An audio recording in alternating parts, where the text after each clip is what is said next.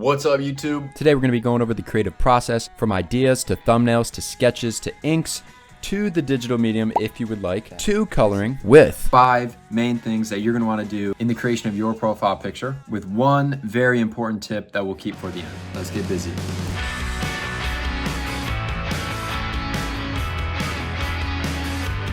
Right here, we're looking at my warm-up process. I do 40 poses, each 90 seconds. I'm working down to 60 poses for 60 seconds. This is just to get my brain thinking of the shapes that I'm going to be creating. But for today's video, we're just going to stay focused on creating a profile picture. And the first tip is keeping the focus. Whether you decide to look for inspiration or not, when creating a profile picture, the focus is the most important thing. While there are exceptions to every rule, this is the most common fact that I have found in regards to art. So during the optional phase of looking for inspiration, I suggest searching through manga or comics that you like, because the panels act as little mini compositions with focus and direction, just like a good profile picture or thumbnail. Here, I use One Punch Man Book 18 as an example because it has tons of great shots and serves as a great reference book compared to other One Punch Man books due to its number of simple character shots and little wording. Looking at TV shows and movies, some of the best cinematography I've seen follows the rule of focus. For example, Neon Genesis Evangelion and 007, very iconic. So during the thumbnail creation phase, this is my #1 priority. So whether you're making a profile picture or just a normal piece of art, a thumbnail is a good idea, and keeping the focus is the main goal. Well, since we're making a profile picture, keeping in mind the shape of the profile picture, which is this little circle, and that it's very small, we will keep the focus in the middle and the subject very big. Here I am testing out some different ideas with a heavy emphasis on trial and error. Throwing ideas down with my inspiration in mind until I find one that I like. I first remembered this drawing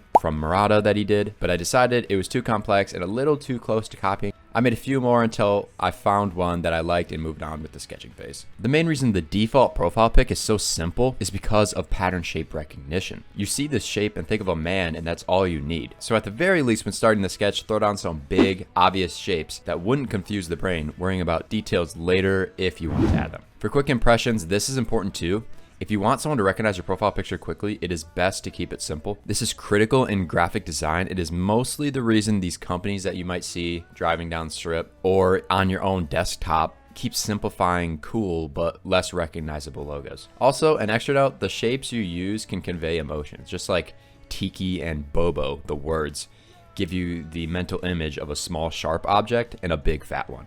Pointy shapes, soft shapes, and curving shapes all stimulate the brain differently. So whatever emotion you're trying to convey, you'd want to keep that in mind as well. We'll come back to colors in a bit, but first let's focus more on the demonstration. Here you can see I'm using my pointer eraser to erase as much as I want. I do trial and error a lot with my drawings, and I'm using a reference as well as my own hand to make sure I get the proportions right. This might be my 5th time erasing just random stuff, and I'm making sure I keep it clean here. I don't want it to get too cluttered with lines, because then when I'm inking, I can get confused and I could start inking the wrong line, and that could pull the focus away or just make it look wrong. You can see here I'm starting to do the outline. I'm kind of redrawing it, maybe adding a little effect for the background, making sure that shape is set in stone and I'm not just drawing a random outline that's kind of shaded in. Maybe there's 3 or 4 lines to describe the outside of the shape, but that's not actually the shape. And then I'm going in after I cleaned up the entire thing to include more details, because I don't want to add details on top of the scratchy lines that I used to make the form in the beginning, and that would confuse the inking process even further. You can see at this point I have the shapes in place. It's pretty clean, so I'm going to go in and add the shadows in pencil where I'm going to have them, just the shape of the shadow, not a complex rendering where you can't tell the difference of the edges. Now I'm just going to make the edges, I'm putting shapes in there for the shadows, and then we get on to inking. First thing I'm doing here is I'm just getting the basic borders and outlines here before I go super in depth with any of the shadows. I want to make sure I know what shape I'm shadowing, because I have to keep in mind the nature of the object being in 3D, so you have to wrap your shadows around, and we think about it that way. Here I'm just showing an aspect of inking people don't quite look into very often. It's the nature of line. So what the pros do is they'll either do a straight line, a C, or an S shape. It's one of those 3. But yeah, just keep in mind the straight line, the C, and the S are really the only shapes you should be creating. If you're making a shape that's not one of those, maybe give it a second thought. Every rule can be broken, especially in art. So if you have these rules in mind and you know them, then you'll know when to break them. Here you can see I'm starting to fill in some of those shadow shapes, just working around the shapes that I have in my head that I placed earlier with the pencil.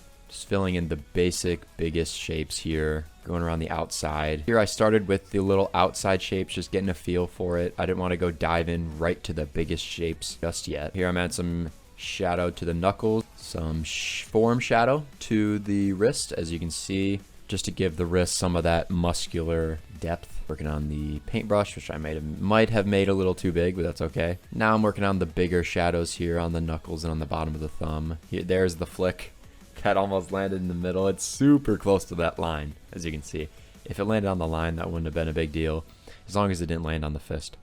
Here, I made a bit of a mistake in the inking process, but we'll find later that it's okay because I ended up fixing it digitally, and that is all of these lines going down the forearm. Those are not necessary. I thought, you know, I was taking a risk. I was taking a bit of a leap, and I put shading into the direct light hitting the form. So we got rid of that later on. Here I'm just adding some finishing touches to the outside that will later be colored. And you can see on the inside of the knuckle, I added what is known as bounce light. So forms cast shadows, and that's known as form shadow or cast shadow. And that's going to be black. That's going to be your lowest value on the tonal scale that you've made. I didn't draw the tonal scale, but I had one in mind, and I've done it before. I knew this was a profile picture, so it wasn't going to need a super in-depth tonal scale. Looking at it, you can only see really 3 tones, maybe 4. The pitch black, white, shaded, and lightly shaded. So I just had those 4 in mind when I was doing it. I didn't draw them. I probably should have, just because this is a demonstration, but you should use them if you want your work to look consistent and professional, not like the tones are just flying all over the place and you don't really know what the hell's going on. With color, to preserve the focus, keep it simple, I went to the Adobe Color Wheel and had it choose a set of complementary colors for me. The digital tools made it look right, which I'll get in how to do that here.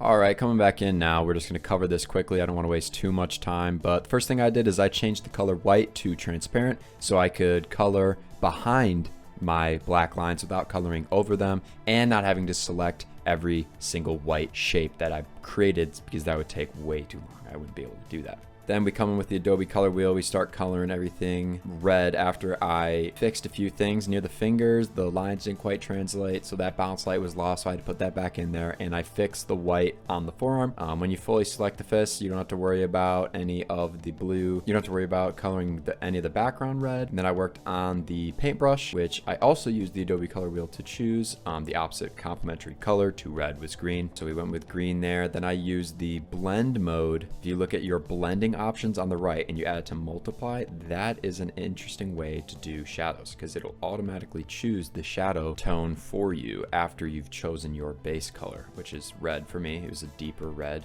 or kind of a rustic red a little bit. So that chose that just fine. Then we went to use the same technique, make a new layer, and then change the blending option to add, and then you can add highlights pretty easily. Then for the background, I went ahead and fully toned it out. So I wanted the inside to be a little bit lighter, then I wanted the outside to be black, then I went with some halftones to cover the inside. If you remember, I had some hatches, so I just went in with the halftones to kind of simulate that, and it worked out just fine. Then I started out experimenting with some colors for the background. If we remember the 60-30-10 rule. So I went with 60% purple at first, and I kind of liked the purple, but it didn't really let the fist pop as much as I wanted it to. So I started experimenting with some other colors, and then I added the white water brush around it. And honestly, what I liked some of the other colors more than the eventual one that I chose, which was blue. But I can say blue did allow the fist to pop out a lot more. It makes you look at the fist. But I should have chose a darker tone for the blue. Honestly, compared to orange, the blue doesn't necessarily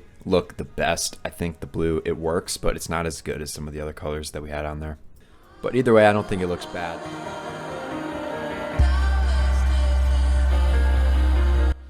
The general rule to use colors to help bring focus to your image is 60% one color, 30% another, and the rest for the tertiary color. This maintains the focus you need to make your image pop and get people's attention while not making it too busy.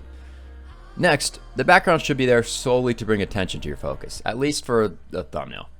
There are plenty of works that have a bit of dual focus on the background and the subject, but for the most part, the background serves to improve the clarity of the focus, so contrast is important.